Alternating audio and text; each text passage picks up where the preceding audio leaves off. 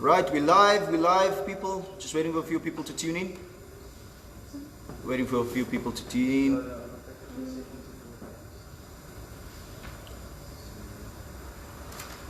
If you guys can hear me, give me a thumbs up, give me a love.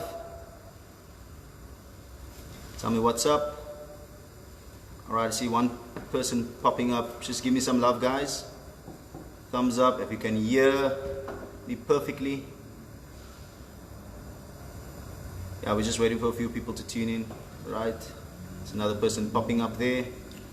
I don't know who it is, but you know, just identify yourself, say hi, good morning to you that has popped up so far.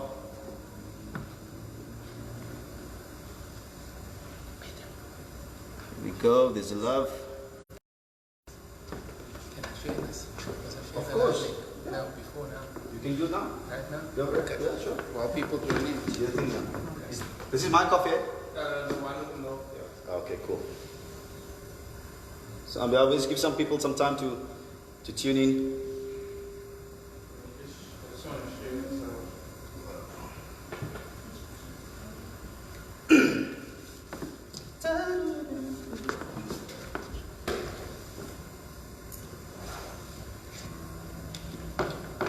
Sharing. Just someone might be able to jump with. Yeah. Some people some time to tune in. Are you on IG as well there? Yeah. Because I see more people joining on IG. Still right? Okay, let me just drop the guitar in. So amazing, bro. You like it? That's so. Did you use this for like your shows when you were? Yeah, when I was like cruising here and then I sit on it and just And you just do like unplugged sets? unplug vibes, you know. And it's cool just to hang with guys and you know. I should hook you up with one. You play guitar with it? You must hook me up with some guitar skills No. before I get the chair. Alright, we've got a few people in. I think we can get into it. Cool. So I see a few people that's tuned in. Good morning, ladies and gentlemen. Welcome to the second episode of Coffee with May. And I am so excited to have my next guest with me today. And I mean, he needs no introduction, Mr. Chad Saaiman. Chad, welcome. Thank you for having me. Good morning to everyone that's tuned in. Yeah, man. I always need an introduction. I mean, Chad is a good mate of mine, and it's always good to hang with you. And you know, we always run into each other at gigs, shows. And it's never enough. Yeah, because it's I think never enough. we both are chatty. Yeah. And you know, we're always wanting to, you know, there's a lot of people around us, and we share mutual friends. And but this morning, let's kick off with the main thing, and that's coffee. Yeah. You know, so let's just cheers to a lovely cup of coffee. This is Vida coffee. Cool. Cheers, man. Thank Welcome. you. Good morning. Thanks for having me. So this is Vida coffee, guys. Vida. So they have sponsored us with some coffee today, and I'm not a coffee expert, so I can't give you too much on that. But Vida is definitely one of my favorite coffees of choice. I like going out there, grab a takeaway coffee. And the interesting thing about Vida is that their flavors, their coffee flavors, you know, it's so nice. You can go there, you get a vanilla coffee or caramels and whatever. So guys, please, if there's any coffee drinkers, go out to Vida. They are awesome. I want to thank Grant and Thaida of Vida Cafe that has sponsored me with some coffee. So thank you to you. Chad, let's get into it, man. So, dude, I've got a few questions and things that I wrote down sort of just off the cuff. I'm gonna get knowing a little bit about you. Tell me, tell us where you're from. I mean, where were you born and raised? So I was born in Portland's, which was That's where I'm from, That's dude. where you're from, yeah. Did you know that? I didn't know you that. didn't know that? Yeah, I was born there. Wow. So so we're from the same Where in place. Portland? So close. So there's two butchers. You can always. So it's Albertine Road. So Okay. So but I left when I was about 3 years old. Okay. And my mom, you know, I always checked about my mom. You know, she was a serial hustler, and she was. You know, she had more than one job, and she was selling perfume on the side, and selling Tupperware on the side, and doing this on the other. That's where you get your hustle from? That's where I get my hustle from. But like in the same breath, I think she, with her work, in her workspace, you know, she was moving forward and growing, and she had these visions and dreams for herself to live in a certain area, she achieved it, and then we moved to Crawford, Yeah. which is basically part of the greater Athlone area, and that's where I stayed for about 22 years. Yeah. Wow. So I was born in Mitchells Plain, grew up in Crawford. Cool. Do you still have family that's in Mitchells Plain? Yeah, we do here and there. I think we have family all over, man. You know, it is in Cape Town. And I think, where you're from and where you grow up is such an important part of where you find yourself now. Because absolutely, more often than not, I found that like with going to schools in Athlone, primary school, high school, preschool, I think you needed to be extraordinary. Yeah. In ordinary circumstances. Right. We didn't have, as we didn't have like the best fields or, the best equipment, or the school I went to, you played soccer or you ran. Yeah. I mean, there wasn't cricket, there wasn't rugby, there wasn't, table tennis or, so I think like that privileges, where you're from is so important and I think you get that, because you meet people from all over the world, right? Yeah, of course. Yeah, so and you have to share your stories and be proud of where you come from, definitely. Because you weren't fully equipped with tangible things, but you had to learn how to stand out in different ways. Absolutely. So, dude, speaking about fields and football, we've got a lot in common in that way. So, I love football. I play the game. You quite a baller, footballer for me. I mean, no, really. I think that you are a good player. We played against each other and in one team. We played together. Tell me, so how did why did you make the decision to go into the career of a singer and songwriter and music, and not navigating to be a professional footballer? Because I think that you definitely had the quality, to have. For me, I only had one dream growing up. It was to be a soccer player. Really? We watched football, and I was like, I'm gonna go play in England. Yeah. And I think, the brutal, honest, self-reflective fact of the matter is, at the time when the opportunities may have risen, I wasn't good enough at that particular time. Maybe I don't know. Maybe not good enough. Do you think you didn't work more hard enough? No, I worked very hard. Really? But I honestly, I worked as hard as I could. But there's one thing I was missing, and it's so crazy that music taught me this thing: big match temperament. Wow. So I would go on trial with Hellenic and go on trial with whichever club, and I would make it through all the trials until the final trial, when the big boss was standing there, and it was the one where you just had to deliver one more time under the most pressure, and that's often where I wouldn't be able to succeed. So, wow. And then with music teaches you to survive and thrive under pressure. Right. Because you write a song in your bedroom, and then you walk out to a sold out, let's say, I don't know, Kirstenbosch Gardens or whatever. There's 5,000-6,000 people, and you took the song from your bedroom, and now you're going to sing this to 6,000 people that might not know the song. Yeah. And that takes guts, and and I think like as I developed, I just got stronger. And I think if I pushed my soccer years forward, maybe it would have been a different scenario. But also, I'm so grateful for my path and just the fact that I chose music and music chose me. Yeah, you're quite involved in football still, and you do a lot of projects. I know personally, you always invite me to come and hang out with the youth. Tell me, how's that going? Are you still Look, I mean, obviously now it's been a bit difficult with lockdown in terms of just interacting.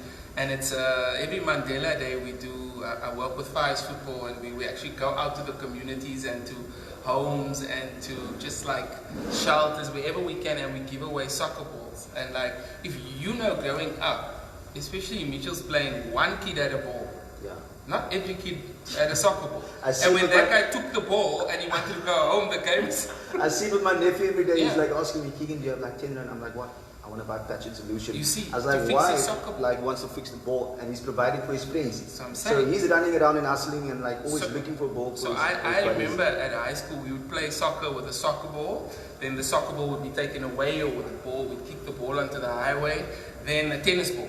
Right. We played with a tennis ball, and I remember at one particular time they took the tennis ball away from us, and we played with a pine cone.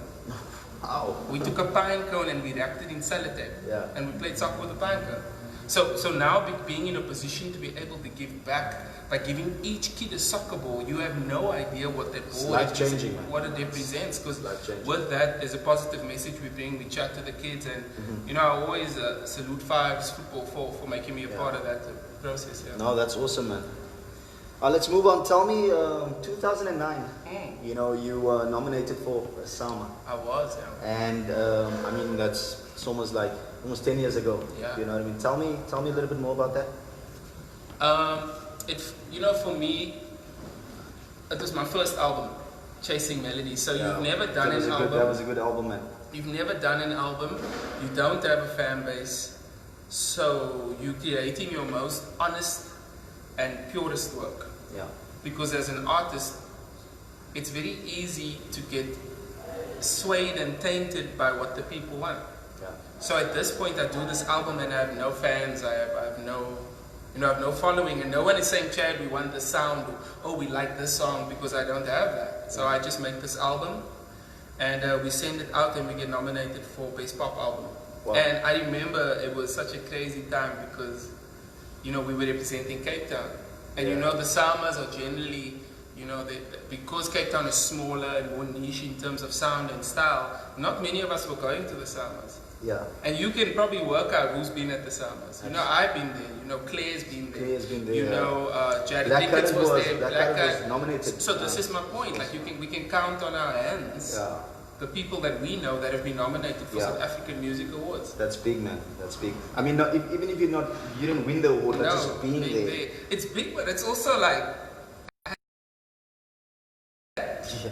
Because like I always believe we have the greatest amount of talent in Cape Town, and I think anyone who's watching this can probably agree with me. We have like the greatest amount of talent, but we have the lowest percentage of turning talent into fruitful careers.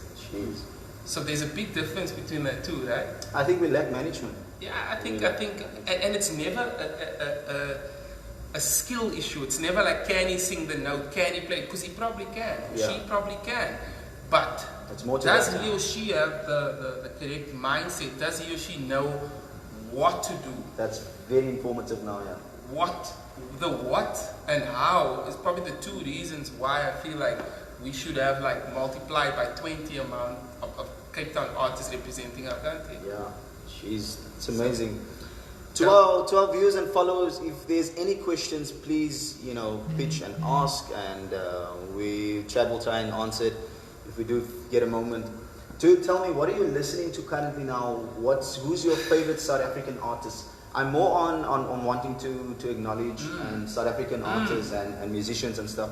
Who's your favorite artist that you? At the moment, I've been listening to Langa Mavuso, who is just a beautiful artist, a singer, songwriter, and just a real true artist, man. Like I have a platform, a radio show at the moment that I've been hosting, and I've gotten so submerged into music that I'm almost like I can't concentrate on one particular lyric or line of any song because it's just so much of it. But if anything, Langa has really stood up. We had a conversation not too long ago, and just beautiful music, true artist. Wow. And he'll tell you stories about the songs, and you'll hear it in the music, and yeah, Langa Babusa. So, gotta check it out. Gotta check it out. Yeah.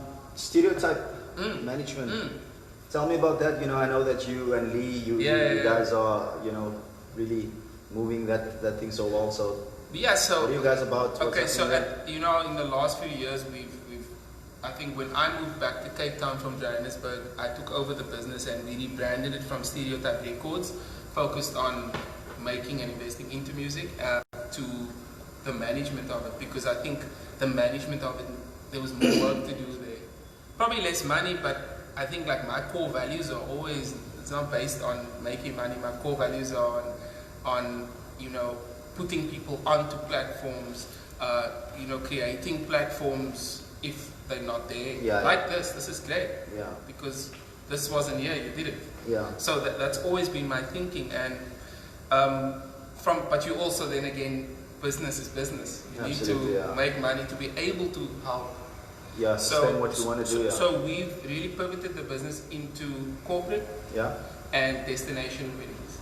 So foreign couples getting married on our shores, Right. using our beautiful wine farms, you know. And I think anyone who comes from abroad with a decent currency, if they look at the worth of what you get in Cape Town versus in Europe or the States, it's chalk and cheese. I mean, Of course. Yeah. and we kind of place the Black Ties, which is my band with Lloyd and Kino, place that in that kind of high-end international climb. Yeah. Kind of type of, As a corporate, and there's a corporate corporate and wedding for international weddings. And I think it's just, you know, we go on with full band. There's 7 of us on stage. It's 3 lead vocalists. Yeah. You know, it's a big show, man. You guys, I saw some stuff you put out with Theo, Ty, and Clint. Yeah, It was cool, man. yeah. So that's with part of the movement, yeah. that's Allegro 80, a different project. And once again, I think there's a formula that we like to think that we kind of get right, especially in terms of corporate and that market. So we're just trying to push that because, you know, I want everyone to firstly move forward, and I want everyone to be able to do the things they want to do. And if you want to do the things you want to do, more often than not, you need money for it. Absolutely. So I think like with corporates and the wedding market, it's more geared at revenue. Cool, man. I think there's a question there from, who's the question? It's Arlene Naidu. Right. Mom, please. This is with Chad. Have you written any songs during this time? Survival jam. Arlene. What's up, Arlene? Are you Arlene? Thank you for that. I have been writing music. The first part of lockdown, I wrote more songs than the second half. So when we knew we had 21 days, I started writing songs, and I was lucky enough to have more time on my hands. Yeah. Because time is such a big thing for me. I don't always have a lot of it because I'm involved in so many things, and I had time, and I wrote some music, and I'm hoping to get into studio very soon to be able to work on some new music to answer your question. Yeah. Nice, thanks. Got another question? Yes, we do. It's for the 2 of you. Okay. Will there be any collab happening between you guys? Well, I mean, that that's is from Brent Thomas. okay. Brent Thomas. What's up, Brent? Brent's Are you quite a Brent? footballer And these Clinton days. Rowan. Oh, okay. What's up, Clint? How's it? No, we know Brent, yeah. We know Brent well, Brent, yeah. Brent, I think Brent was at Saxon Rovers. Brent was there. And Brent's brother was a very good friend of mine, Gary Thomas. And, very special man to me. When I was out in Johannesburg as well, I spent about 4 years there, and he's just been good to me. You know? And Mira as well, like good to us. Yes. I don't know. I always wanted to work with Chad, Brent and Clint too. We've worked together, you know, playing gigs, and I've always sat in playing drums in his project. But I've recently started coming out a little bit more with composing and writing. I was always a composer. I always used to write, but I was really scared to exhibit my work. And then of course, you know that I've dropped my album, and that's when I just really thought, like, you know, that's where the confidence came, and like I've got more to give, and it's always great to share. So I'm sure in the future you let me know. You let me know. So I mean, I think you made such a good point about, like, you know, holding back on your compositions and your songs, and because you're playing shows, and then I think it's just that confidence that you also want to get when you start releasing. And you get that, you want to keep that momentum. Because I mean, I saw something on Facebook that you dropped earlier this year where you had first written the song on keys or guitar, one of the two. Then eventually you got the band in on it. Yeah. So like, I think it's great that you're sharing that story.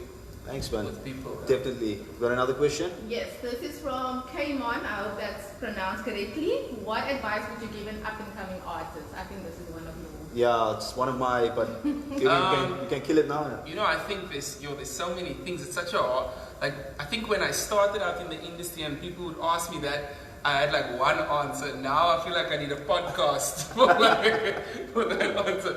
But I think to sum it up, the advice I always give is, like, you know, I think never judge what a career is by just looking at it from the outside. I think you have to understand intricately, hard. You have to research. You want to do case studies of people that that you look up to. So you're not just looking up to an artist and saying, oh, I love his song, I want to be like him. It's like, find out how he got to that point. Like, what did he do? How did he compose? Or did he study anything? Who did he know? And like, I think like just understanding that networks are also important. Because I think a lot of people, especially during lockdown, are learning that, like I can tell you right now, I'm here because of your great likability factor. I like you. Like whenever anyone speaks about you, I'm like, what a great guy. Thanks, bro. And thanks. obviously get asked Appreciate to do lots of things. Feeling and is mutual, man. For you, it was an easy yes, simply based on two things in no particular order. Coffee and we share that in common, likability. So I think being true to yourself and being a good person is important. And honest. And I think when people are always going to go with the person they like the most, the people with energy. You know? So cool. I think, was there another one? No, we're good. Okay. Can we move on? Yeah. I don't know if you want to talk about this, and but I remember I was in Johannesburg at the time, and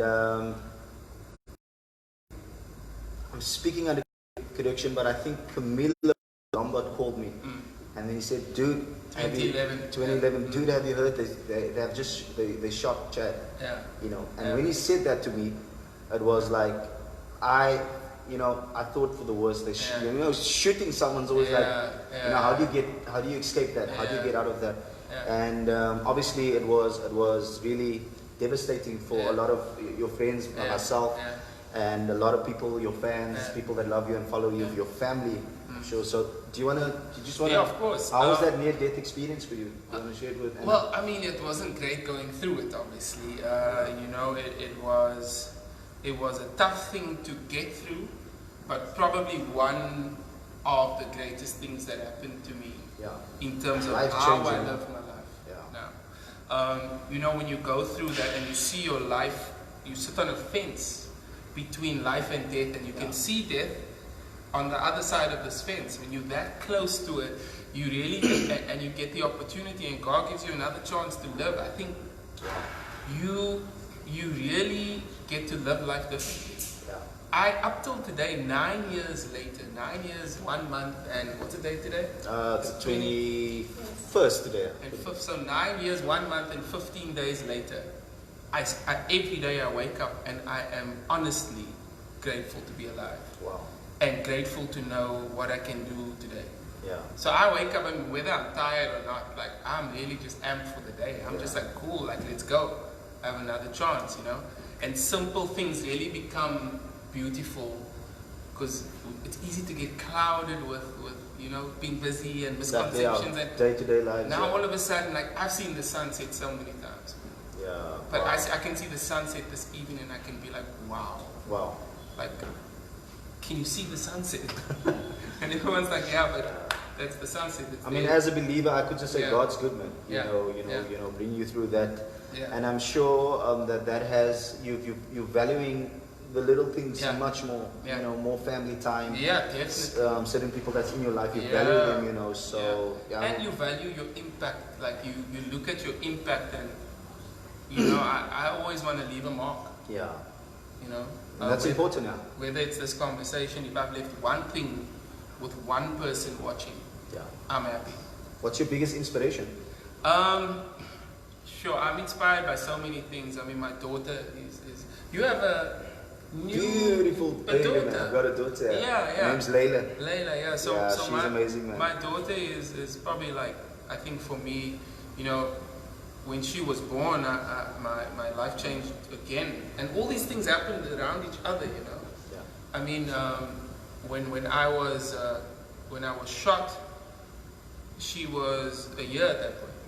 Wow. So it was like there were a lot of things going on, and I think just for me, I draw so much inspiration from that. I look in her eyes and I see her develop, I see her grow, and I don't know, I just think it's such a blessing to be able to know that, she shifted my curve of because, it's so easy to only think of yourself. Especially when you're young. It's a bit selfish though. You're young and you're doing gigs and you must get paid and you take them. And everything is like kind of a it's little about selfish. you. It's about you. Yeah. And there's a certain amount of ego, and I think and selfishness that artists naturally do have, because you create from the inside, and often you want to get you want it back. You know? Yeah. So I think when she was born, I really. But little do we know that is what we need to give. That's what we need to share. give. It doesn't belong to us. And it's not about what do we receive, it's about what do we give. Yes. And I up till now can vouch, if you give and you commit to projects and you commit to things with your whole heart and you work hard, you will receive, man. Absolutely, man. And I did something earlier this year. I've been working on this digital TV show that we created, and it's out now. There's about 3 or 4 episodes out. I saw that. I was following a few. And for me, I did that as a partner on the project with no money. Wow. We had budgets. We were over budget. We never made money on episode 1 to 4, but out of that, already so many opportunities came. Wow. Because the energy was right, and when I said yes, it was capital Y, capital E, capital S. That's right. So I was in it. So I always think like, it's easy to block opportunities and blessings when you only have money on your mind. Yeah. But you need to realize that sometimes there's a much bigger, bigger picture, absolutely. You know? So it's my take on that. Man, you know what? I said this to you when I called you. In 2012, I was in Johannesburg. You booked me to sit in with you to play a gig, and I kid you not, I played many gigs. Many gigs. I played with many guys, and all the gigs were fun.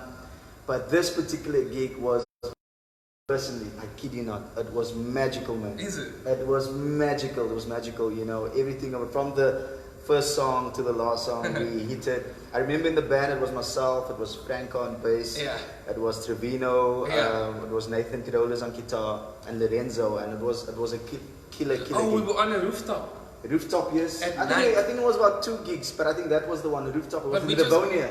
Yeah, what was the one that's... I mean, I'd like to be reminded about these things. Which one was it? Do you remember? I can't recall, but what happened, and I'm going to pick up the guitar now, and it's one of my favorite songs that and I think you collaborated with the American producer, the Grammy Award cat, that worked with Michael Jackson as well as... Ron Feemster. The song is called Untouchable, Yeah, before we get to the song, I'm not a singer, guys, but I'm going to sing it. I love it. Please sing it, because I think But you might remember it more than I do. Yeah, in fact,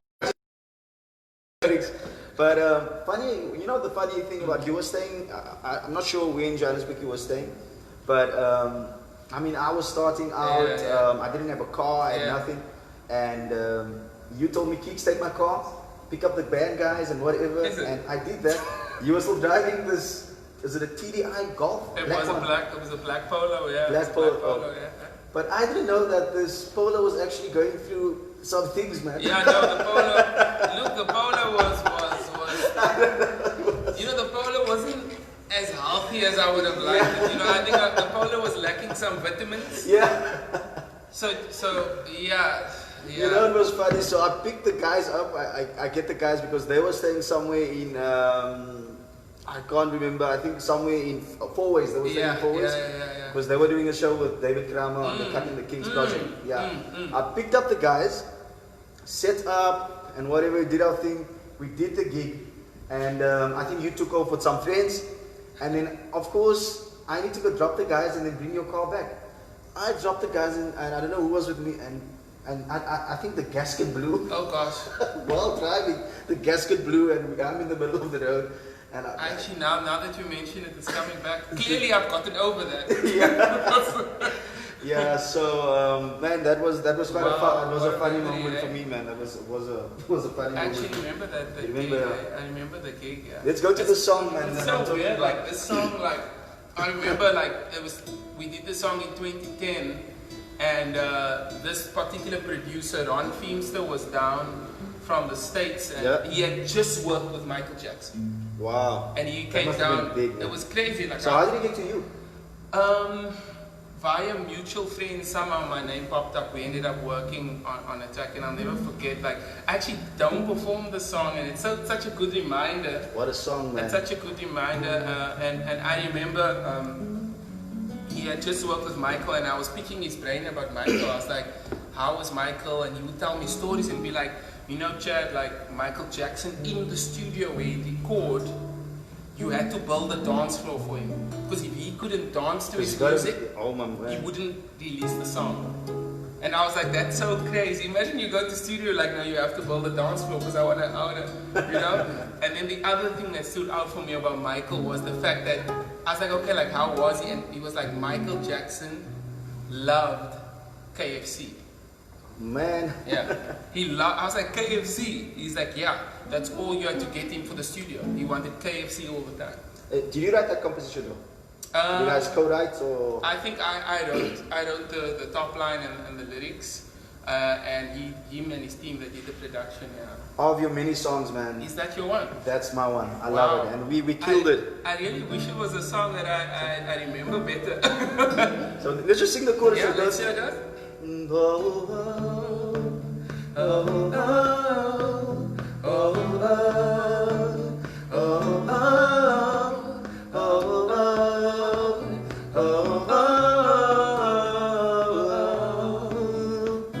Let's do it again. Yeah. Oh, oh.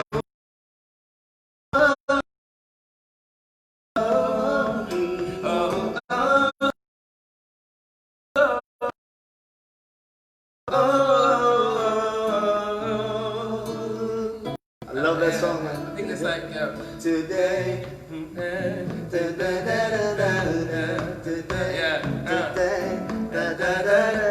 Another lyrics. Something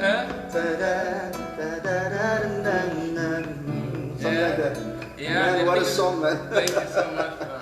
I love that too. Thank you. So I'm hoping we could go back out stage and play these amazing songs. I should add the song back to the your rip, man. Rip, that's the one. You know, like with singing this, like you know, I have a show coming up on Saturday with Good Hope FM, Cool. and We'll be looking out for that one, like guys. Saturday, Chad's show's coming out. Please look out for that one. Yeah, it's a virtual concert, and like you know, it's on Quicket. Yeah, it's on Quicket. Okay, yeah. cool. So more often than not, I sit with like my song list, and it's like I'm blessed to be able to have a catalog of music that I know is done while in the city. Yeah. So like I'm always like like choosing songs, like choosing your favorite. Do that. So it's like. Are you trying to tell me that? I only have one. Okay, cool. You put that on paper. One, Chad's got one, guys. Yeah, only one, guys. So yeah, man. So like I think I'm always like there's so many songs that I like just I made a decision years ago that I was always gonna make music that I enjoy. Entertainment is a two-way street. Yeah. So I think as an artist, I always want to do performances and create songs that I love as much as I want you to love it. Because often we it's easy to get tainted towards only doing things that people that I enjoy. Right. And it's so decision, and I said, you know, I'm gonna start just releasing the songs that I want to do, whether it's slow, whether it's fast. My music took off more, my streams went up, my airplay went up because I think people feel that authenticity and that connection. Yeah. Cool, man. Just in closing, Chad, you've mentioned that you're doing your show on Saturday. Yeah. And please, guys, look out for that. We got to support each other. I know it's going to be a killer show, and I'm excited to watch it. Any other current projects or future projects that you're planning to do? So at the moment, there's a few things going on. Weekends, I have my radio show with Good Hope FM. Yeah. It's called Simon Says, which is pretty cool because I get to share the music I love with people, and I get to also have conversations with artists. Yeah. And then, like I said, I'm working on some new music. There's a digital TV show we created called The DNA that I work on. I co-created it and hosted with Turn Up Music and Vivo. And then just in terms of like, you know, Saturday is Good Hope FM's 55th birthday. Okay. So that's the show we're doing on this Saturday. And then I think people always just need to stay tuned to the socials. You know, get me on Instagram, Facebook. It's Chad Saaiman on all the platforms. And I share what I'm doing, so people always know what's up, man. So yeah, I mean, I think lockdown has been personally, it's been good for me. Yeah. I mean, I would have never wished the pandemic to create lockdown. I mean, I wish it was something else, Yeah. because many lives have been lost. Yeah. But personally speaking, the time I got during lockdown has allowed me to really open my mind and apply myself in so many different ways. Yeah. And I personally believe I'm in a better space now than I was before lockdown. Wow. So I'm really lucky for that. That's great, man. We're in this beautiful place, Youngblood, Yeah, love it. Africa. Man. I've been here so many times, and yeah. What do you think? What do you think about this space, man? I love it. Don't you think it's dope? Whenever I've been here, whether it's been for an event or a live music event or a branded event, I think I was here for Javiana's at some point. They had an event here. Yeah, they did. And like, it's just such a beautiful space, man. And I think art is so important. And I think people, you know, you can just feel in the special in this place. Yeah. So I'm always happy to be here. Cool, man. I think I just want to see who tuned in and just acknowledge a few people. Yeah. See what's happening. Let me scroll down. What's up, guys? Hope everyone is well. Deborah Paul, how are you? Nice to see you. Grant is there. Alu, what's up? Alu April. Hey, hello. Lovely. Roland, how's it, my brother, man? Such a beautiful musician. Arlene. Gavin went to say cows. What did he say? Cows. Hey, we don't have Tottenham conversations here, Gavin. It's Yeah. It's Hey, all Gavin. Liverpool. Hi, Gavin, how are you? Ashwin, hi, Ashwin. Edwin, what's up, buddy? Clint. Brent, what's up? Waiting for the hookup, man. Shiman, how are you doing, my dear? Claudia, my sister, nice to see you. Cammy, Mr. Cameron Hood, buddy. Shafiq, how's it going? What's that? Maishka. Maishka, am I pronouncing it correctly? How are you, my dear? Guys, thank you for tuning in. It was awesome hanging out with you guys today. Coffee Mate. Thank you, Chad. It was awesome having you here, My man. pleasure. Thank you for having me, man. Lovely. We just want to continue inspiring the youth, upcoming musicians, artists, songwriters. Please continue doing what you are doing. Yeah. And please stay safe out there. Let's practice all the reinforcements that the government has instructed us to do. And we love you from myself, Keegan. And from myself, Chad. Cheers, man. Thank you. No more coffee in, but Yeah, after have a sip. we'll still have a sip, man. Cool, man. Cheers, you. Cheers, man. Thank you so much.